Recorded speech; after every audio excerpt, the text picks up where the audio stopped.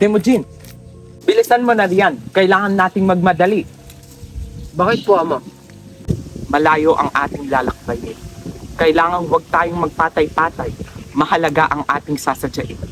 Teka, naguguluhan ako sa iyo, Ma. Kanina ka pa nagmamadali at sinasabing mahalaga ang ating sadya sa ating pupuntahan. Ano ba iyon? Anak, bumaba ka nga doon. Sige po. Temujin, anak, makinig ka sa aking sasabihin. Ano po iyan, Ama?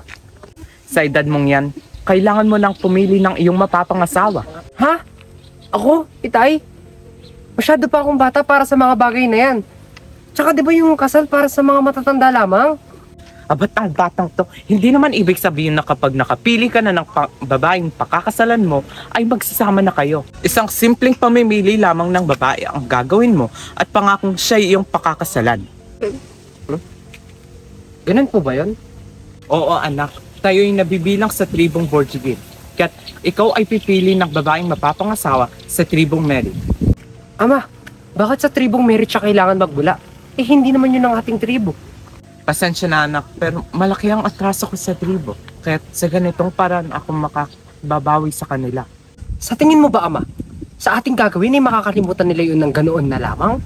Sa katotohanan, hindi ko alam. Pero tignan na lang natin kung anong mangyari. Mas mabuting may gawin akong paraan kaysa sa wala. Ay, sige po, Ama. Kung iyan po sa tingin nyo ang tama. Ngayon, halika na. Sige po.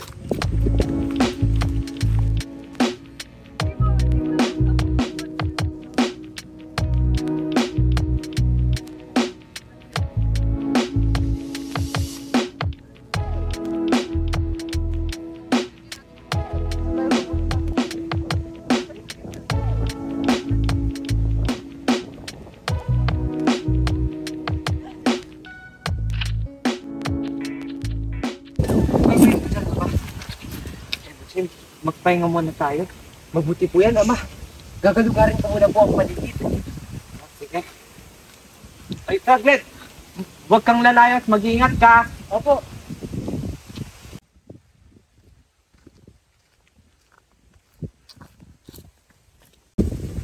Eh, naku. Ano kaya ang plano ni Ama?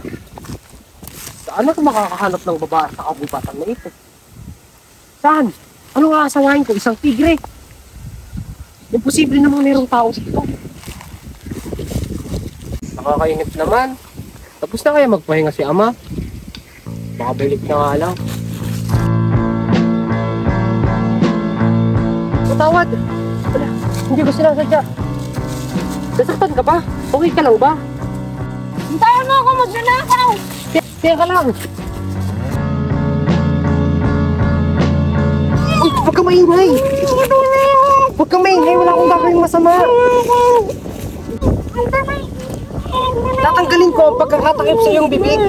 Basta mangako ang hindi ka mag-iingay. Magtiwala ka lang, pangako hindi ako masama.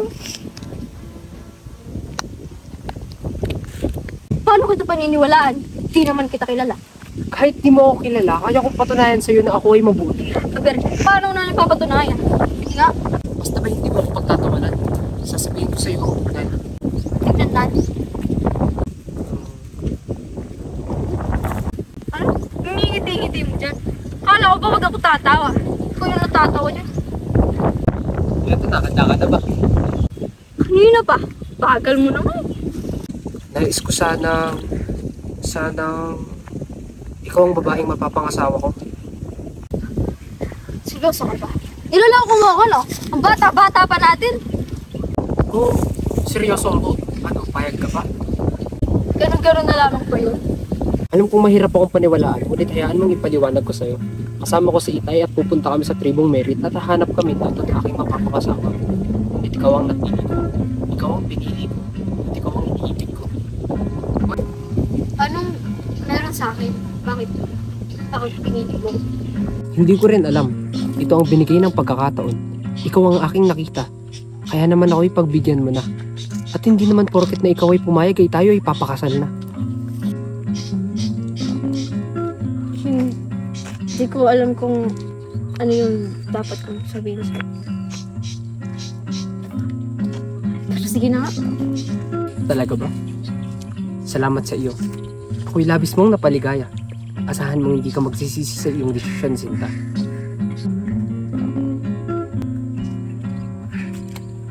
Paano na ngayon? Siyempre, tuloy pa rin ang buhay natin. Pero dadating ang araw ay titira na tayo sa iisang burol. Magkatuwang naaarugain ang mga mabubuting anak natin. Tagal pa yun. Oo, pangako. Babalikan kita pagkatapos ng 5 taon. Halika, puntahan natin si Ama.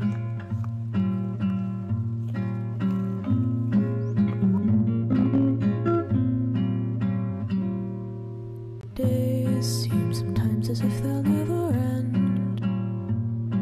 Sun takes its heels to taunt you, but after sunlit days, one thing stays the same.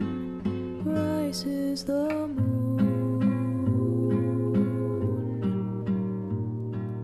Days fade into a watercolor. Uy, ayun na si Ama. Ama!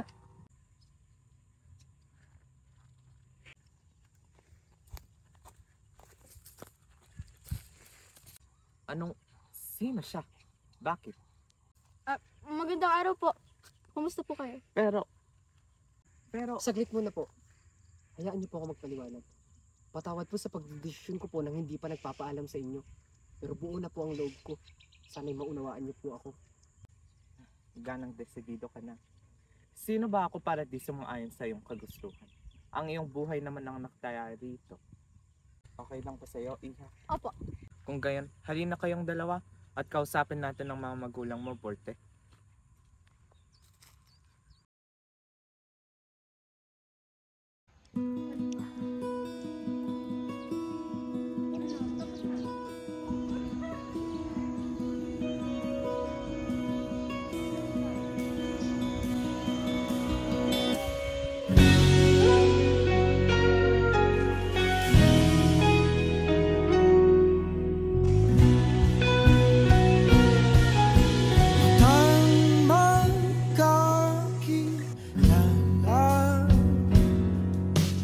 Ikaw na ba yan, aking mahal?